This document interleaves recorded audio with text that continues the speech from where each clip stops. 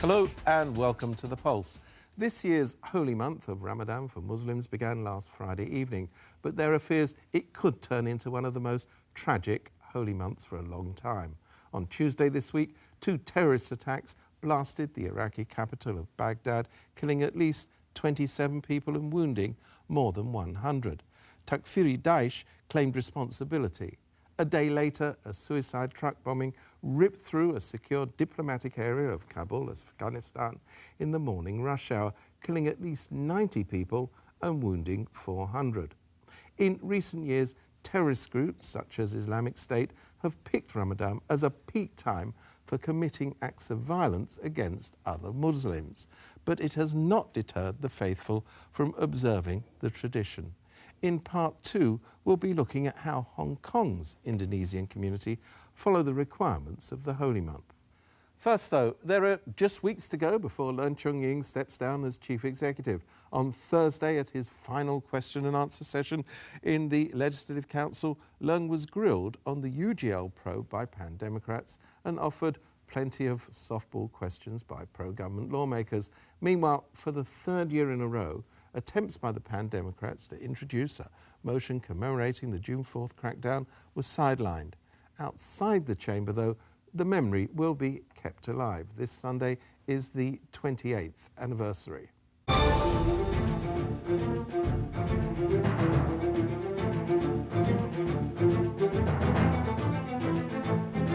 我又撞到你5歲嗰個小朋友喎，佢幾擔心嘅，因為佢有鄰居咧就係精神科護士長嚟。咁我同佢講喎，小朋友，我睇到咧你嗰個 friend 咧呢幾日咧呢排咧成日笑眯眯咁樣咧，就不停咁樣翻查地過去嗰2年嗰啲 Facebook， 夾埋人哋咧打龍通，就干預人哋調查。 During the 90-minute question and answer session, Chief Executive Leung Chun-ying took questions from just 13 legislators, 6 from Pan Democrats and 7 from pro-government lawmakers. Pro-Democrats accused him of spending too much time on questions from the pro-establishment parties while being reluctant to address issues such as the UGL probe. 我想問梁振英先生，你會否出席立法會 UGL 嘅調查委員會嘅調查？特首，視乎呢個調查委員會嘅作用係乜嘢？如果個調查委員會嘅作用只不過係炒冷飯、做政治 show 嘅話，咁我相信任何一個人個答案都會好簡單嘅。冇問題，你使乜咁騰雞用橫手改文件啊？呢件事喺2014年發生之後呢，我主動向中央交代晒所有情況。 中央亦都係滿意嘅，中央唔係唔知道嘅，所以胡志偉議員喺2年半後嘅今日呢，再去睇啲問題出嚟呢，除咗政治炒作之外呢，我諗唔到有啲咩其他嘅目的。商討一地兩檢嘅時候係抱住乜嘢嘅？其實咁多任特首以嚟咧，梁振英特首咧同立法會嘅關係咧，就係歷任特首之中最差嘅，關係最緊張嘅一種情況。 民主派同梁特首一開始已經處於一個對立、敵我分明嗰種咁嘅狀態。咁啊，梁特首就唔能夠喺建制派裏邊得到廣泛支持，甚至有部分建制派嘅議員呢，不斷同佢呢亦都處於一種矛盾鬥爭嘅狀態。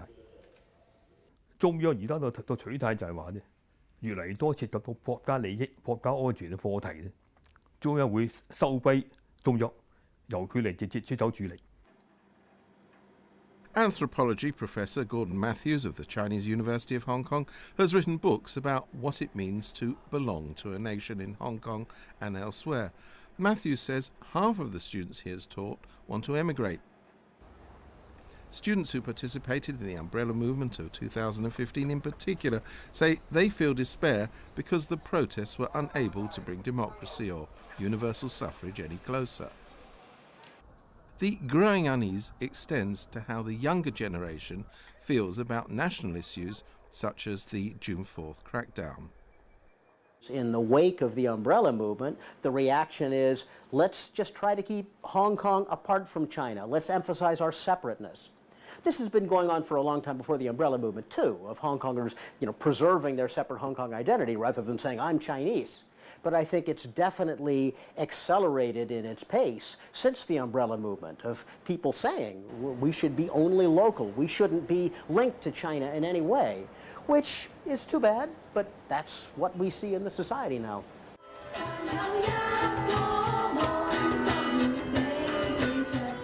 Throughout this week, in the run-up to the 28th anniversary of June 4, 1989, this group of University of Hong Kong students has been performing to raise awareness of the event.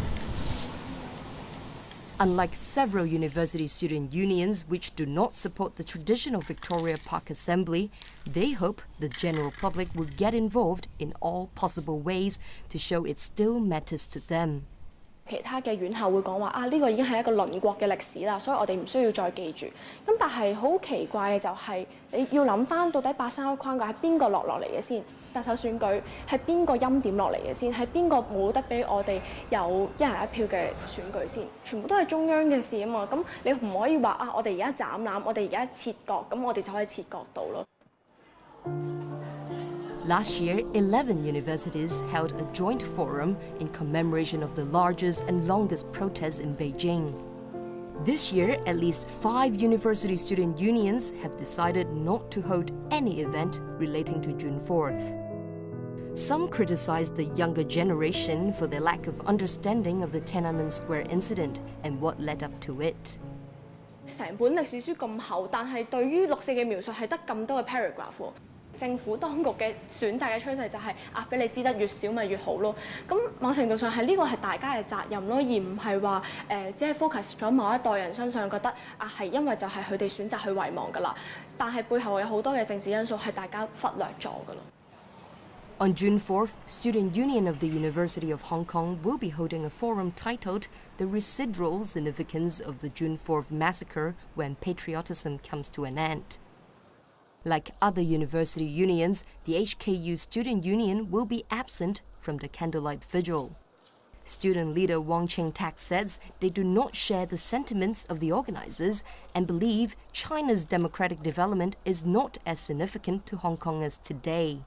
The June 4th vigil held by the Hong Kong Alliance is mainly about June 4th massacre, but also about the democratic movement in China right now. So it prioritizes building a democratic China so that Hong Kong can have democracy as well. But then from the students' union's perspective, I would say there is no definite relations between a democratic China and a democratic Hong Kong. We are seeing the June 4th massacre from a perspective of Hong Kong people, like genuinely Hong Kong people, not Chinese Hong Kong people, not Hong Kong people in China, not Chinese. But then I would say the Hong Kong Alliance is viewing the massacre from a perspective as Chinese people. I rather feel that this alliance equate Chinese perspective thing is a label being pushed on us to separate us from the localist discourse. But in fact, I would say if the candlelight vigil is a very Hong Kong thing, you don't see that in China. You don't see many people in China, at least not the mainstream people, supporting this because they don't know about it. It's actually a Hong Kong thing, starting from a Hong Kong perspective. Because we as Hong Kong people, we care about others, we care about injustice, and we will speak up, and this is a defining characteristic of Hong Kong people. So why is the vigil something from a Chinese perspective? I cannot really understand that. In the words of Gandhi, 1,000 candles can be lighted from the flame of one candle. For many, the determination to take part in the June 4th vigil remains strong. From this year onwards, the physical candles will gradually be replaced by virtual ones. But are the challenges to remembrance going to intensify? 我覺得唔單止係上一輩人嘅責任去承傳呢件事，咁而我哋年輕嘅一輩有冇嘗試去接棒呢？咁呢個都係一個好關鍵嘅所在咯。The Hong Kong Alliance wants to pass on the baton, right? But then, not everyone wants to take that, because the Hong Kong Alliance cannot change to a very great extent.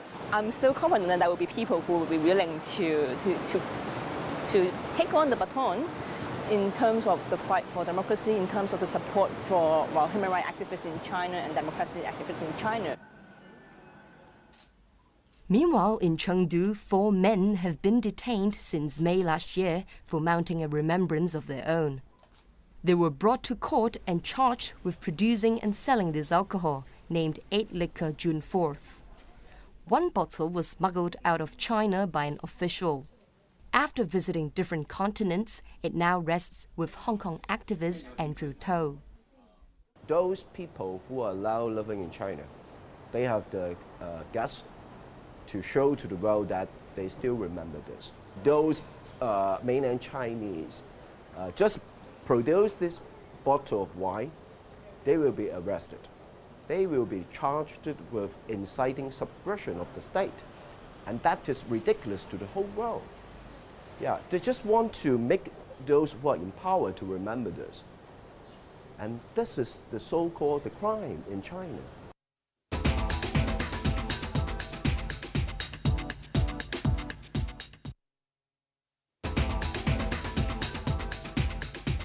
Welcome back. There are an estimated 1.6 billion Muslims worldwide, making it the second largest religion after Christianity. For believers, the holy month of Ramadan, which began last Friday evening, is particularly important. In mainland China, the Islamic community is having a tough time. In the country's largest Muslim provinces like Xinjiang, with its 10 million Uyghurs, the central government has banned Islamic baby names, burqas and abnormal beards, and plans to implement DNA checks as a mean of controlling the movement of Muslims. This year, it's also trying to stop people fasting during Ramadan and has ordered all restaurants to remain open. In Hong Kong, Ramadan is still observed, particularly by the SAR's Indonesian community, many of whom are working as domestic helpers.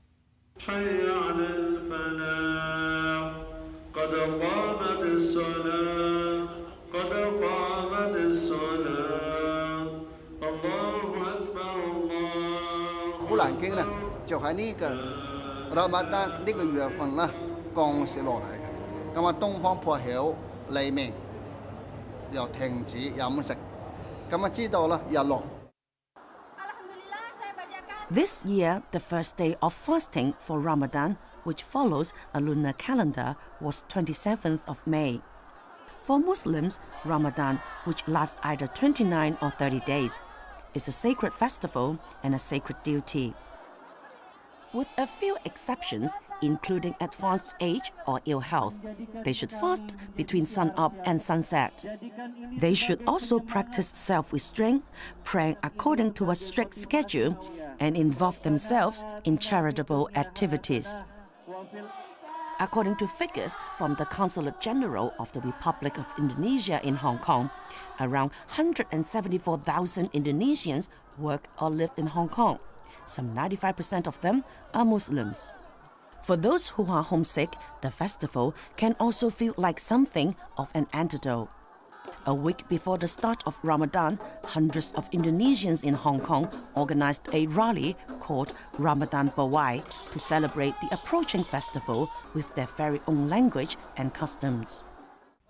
Porcelain artist Yuni Asmara and her husband Uruma moved here from Japan 6 years ago. For them, the city provides many conveniences, including the fact that it's relatively easy to buy Indonesian groceries. Still, though, they find that living as Muslims in Hong Kong can have its quirks, particularly as many local people don't understand their religion's dietary restrictions. There is one shop in Wan Chai area. There is actually, it's divided into two, the refrigerator in here and here. This part is halal, and this part is not halal, you know, but over this is fish, halal fish. Oh, then I explained to the shop owner, fish is already halal, so no worry, so you don't need to put it in here. Yes, that's a funny thing in Hong Kong. Fasting in daylight hours is an important part of Ramadan. But the evening meal, or iftar, which is also called buka puasa in Indonesia, is also important and often a time of community and celebration.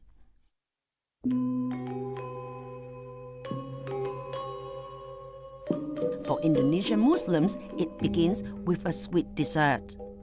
since my childhood, and have like dessert first and pray and eat the big meal. I will eat all first and then go to pray. So, you know, I cannot bear it. So before azan, before the fasting break, I always already, you know, prepare all my things in front of my face. So yeah. According to the Quran, praying 5 times a day during Ramadan is a task assigned by Allah. If they miss a prayer due to work or travel, they can compensate by doing it later in a day. One thing that troubles Urma is that it is hard for him to pray during his working hours. I don't know the other people, but my experience, yes. We don't have any praying room. Of course, if I asking to the HR, maybe they will prepare, but it's like declaring, right? I'm just hesitating to say that. Because I'm the only one. Yeah. If I have 10 people, then it's a different. This Wan Chai Mosque offers a meal to break the fast every night during Ramadan. Many Indonesian domestic helpers come to prepare food and share it with other Muslims. The Imam says that many Hong Kongers misunderstand the rules for fasting during Ramadan. The mosque has organized seminars and printed leaflets to help others, particularly those employing Indonesian domestic helpers to better understand their religion and the meaning of the festival. 我就聽到有人咧就同我講，佢話你啲衛教徒啦，到咗齋戒月啦，成個月唔食嘢，頂得順啦，係嘛？頂得㗎啦，係嘛？咁我就同佢講，我話冇可能㗎，我如果呢個月唔食嘢，我話死咗啦，一早死咗啦，係嘛？我唔係話呢個月唔食嘢。 係嘛？係自己日白天啊，日頭唔食嘢，飲水都唔得，唔可以有任何啲嘢啦，入到肚入邊。夜晚黑啦可以食嘢嘅。有啲僱主啊、老闆啦就話啦，唔俾佢啲工人啦齋戒。佢話你唔食嘢，邊度有你做嘢啦？其實我都聽到有咁嘅講法，咁我就解釋俾佢哋聽啦。其實齋戒啦係唔會影響嗰個工作㗎。 May has worked as domestic helper in Hong Kong for 20 years. She says going to the mosque to prepare food and pray together with the fellow faithful reminds her of her hometown in Surabaya. She remembers that when she first arrived in Hong Kong, she felt somewhat isolated and initially found it a little hard to adjust. 第一次嚟嗰陣時咧，好似好貴咁樣，即係冇嗰啲Muslim冇嗰啲包頭啦。因為我第一次過嚟咧，好少嗰啲人哋包頭咁樣嘅。而家好多咗嗰啲姐姐嘅會教嘅，即係好多嗰啲老闆都明白嘅而家，以前冇咁明白咯嘅。We work together with a number of NGOs. We work together with a number of Hong Kong authorities on basically giving their awareness on living in Hong Kong and all of the rights and obligations, including the rights to practice their religion. Indonesian chef William Wang Su believes that food could have a role to play in increasing knowledge of and understanding between cultures and countries. He began his career as a pastry chef in the late 70s, before deciding to focus on Indonesian cuisine. He has spent 35 years researching different food cultures and ingredients in different regions of the country. He spent 6 years writing this cookbook, which was named Best Book of the Year at 2017 Gourmet World Cookbook Awards just a week ago. This book is, I'm trying to introduce the essence of our flavors of tradition. Indonesia is known, we have 17,000 islands. You know, there's a span from east to the west to east is about 5,000 kilometers. And it's so much diversity. There is no Indonesian food. What we say is regional cooking. So in that aspect, I would say we have the most diverse cuisine in the world, from region by region, village by village, and so forth. And even for Indonesians themselves, I don't think any of them ever taste the foot of this 17,000 island. In fact, it's only 8,000 inhabited.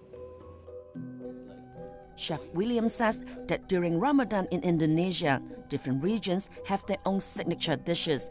In Western Sumatra, rendang is a must-eat item. The feast, the process of rendang in Western Sumatra is a long process. Start from the grandma and the son and the grandson to have to turn the cook slowly for can be 6, 8, or 9 hours, come in 10 hours. This is it's a ritual for Western Sumatra. They must have rendang. For Muslim, the Ramadan is the most sacred month in the whole year for a Muslim. So yeah, this is the time for us to feel and how the poor feel when we don't eat the whole day. Actually, for Ramadan, yeah, it's healthy for body and soul. Finally this week, the United States of America has joined the esteemed brotherhood of Nicaragua and Syria with the US President's announcement that America is to withdraw from the Paris Agreement on climate change. We'll turn up the aircon and leave you with that. See you next week. Goodbye. We're getting out. Don't know why there's no sun up in the sky. Stormy weather since my man and I ain't together. Keeps raining all the time.